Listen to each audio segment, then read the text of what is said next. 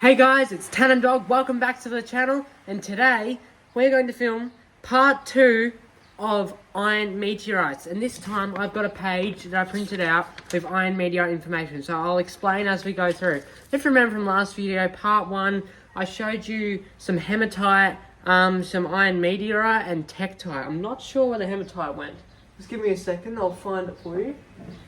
Yeah, I'm not sure where it went, guys. I'll have to grab it soon. But anyway, before we get started, let's explain what iron meteorites are. So iron meteorites look like either this or this when they're weathered. Mine is very similar to this one here. Oops, sorry. This one here.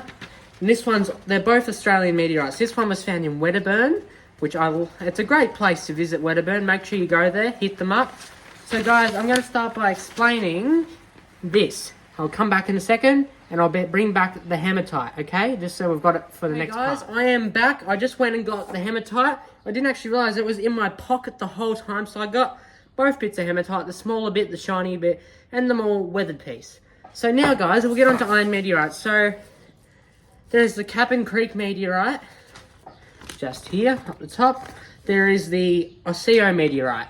And the one we're looking for, not sure if it's on my page, but it's an octahedrite. Oh, here it is, sorry. At the very top. Octahedrite. If you can read that, let me know in the comments what it is, and I'll tell you through this video. So, an octahedrite is simply a meteorite which is got all these lines and patterns in them. Make sure you look up an octahedrite iron meteorite, because then you'll find out. And that's exactly what this is. I'll get it out of the case for you and show you.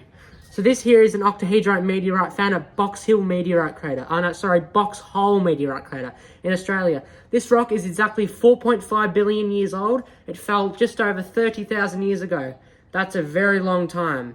If you guys have any meteorites at home, make sure to put it on your channel page, or even just let me know in the comments what it is and just tell me all about it. I would love to know so much about it.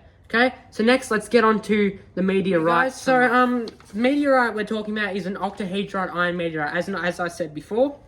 So it almost features less structurally. Between the two classes are the octahedrites. If in those meteorites, chromatic crystals, which are them lines and everything that create them pretty patterns, which are called Bunmeston patterns, form an interlocking plates in an octahedral arrangement with tennite filling the instrings, and an interlocking arrangement called the Winsmatton. And this all happens relatively low pressure in asteroid-sized bodies. So now I'll explain how asteroids form in our asteroid belt. How asteroids form is from build-up particles so say you're in space, over billions and billions of years, dust and particles all compact together to create like an asteroid. Just say this is an asteroid. It's all forming in, and tiny more bits like this are forming together to create like a big asteroid. But this is not meteorite, this is hematite, meteorong, as I explained in the last video. So this all happens over billions and billions of years. And once this happens, it's called an asteroid, which is in the asteroid belt. So you got many asteroids in the asteroid belt floating around the out surface of our, asteroid belt. So guys, next I'll explain what it's called before it hits the ground, and we call it a meteorite. Guys, so hold on a second. What it is when they call it in space, so it's asteroid, it's meteoroid, meteor, which we see meteor showers, then it's called meteorite. But most iron meteorites are very magnetic, like I'll show you just now. So here's that exact same stone. Here's a magnet. I'll prove it to you again. Actually, I'll put it in my hand like this, guys. Watch this. As you can see, that is extremely magnetic. It's very hard to take off. You need a fair bit of force to take it off. But guys, I've been learning about meteorites for many years. I just got this meteorite and I was so lucky to get it. So next I'll tell you about why meteorongs are very different to meteorites. Simply, a meteorong is something that's from Earth, which are hematite, for example. These are not magnetic, as you can see. Nothing magnetic about them. But they actually found in our Earth area, which come from the crust, which the crust is the core, the mantle, and the core, which is how we have iron nickel. These are just iron hematite. This is just used for like smithing and things. It's very heavy also.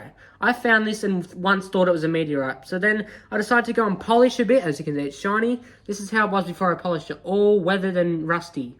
So guys, if you know any more about meteorites and meteor wrongs, make sure to let me know in the comments. Make sure to like and subscribe to the video. And I'll see you next time. We might do a part 3. This is Tan and Dog reporting out. Thank you so much. Like and subscribe.